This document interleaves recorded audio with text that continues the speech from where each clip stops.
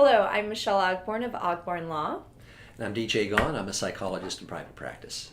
And we're here today to talk about the value of a communication specialist in a case where there actually are no children. One of the things I often find is, DJ, when there are children involved, people often see the value of a communication specialist in the collaborative process. But when they don't have kids, they often don't recognize the value that you can bring.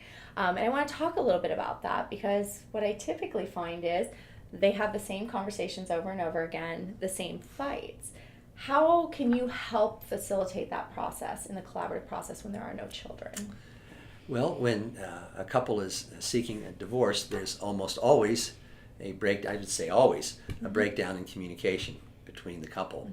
And when I'm counseling, when they're not getting a divorce, I say, you know, what you could do is you could just take your conversation and you could record your part, and the other person can record their part, and you can just press the button on the tape player back and forth when the time comes, and then you wouldn't have to say anything. You could just have the same conversation on the tape.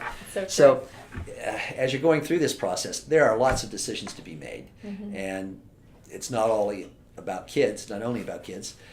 There's finances and property and how you're going to deal with just all kinds of things in the process.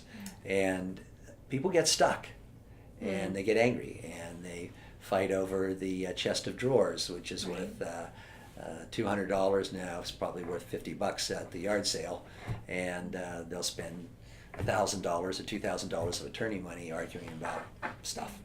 And so a communication coach can take a look at the needs of each person and what they're really wanting to get moving forward so that they can start over and have a new life. And my job is to help the couple communicate effectively with each other to get that accomplished. And I think that's a good point, because with most of my clients, what I typically see is the main breakdown in their communications around finances.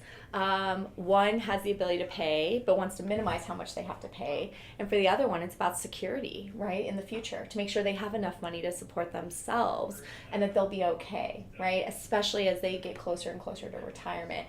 And often, because they have those different needs, and they don't reach agreements easily on the finances. So you coming in and helping them each see that each need is completely valuable, right, and has different priorities, but we can find a compromise there. Right. The idea is that nobody gets run over by a bus, nobody gets left behind. I say this often. If you listen to any other videos in this series, I've probably said it a couple other times. My job is to help you bridge the gap to reach some agreements that you can live with moving forward into the future. And what that means is not just barely getting by, but that you both turn out okay.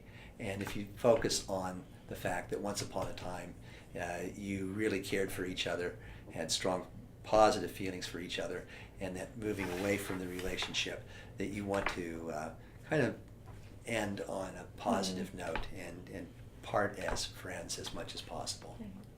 Yeah, no, I think those are really important, valuable things to talk about. And again, when I have those couples who don't have children, this is often the conversation we have about the value that you can bring to the table to help facilitate those conversations so we can actually reach a good outcome for the families that both have the financial security they need to move forward with their new lives. So thank you. Well, thank you.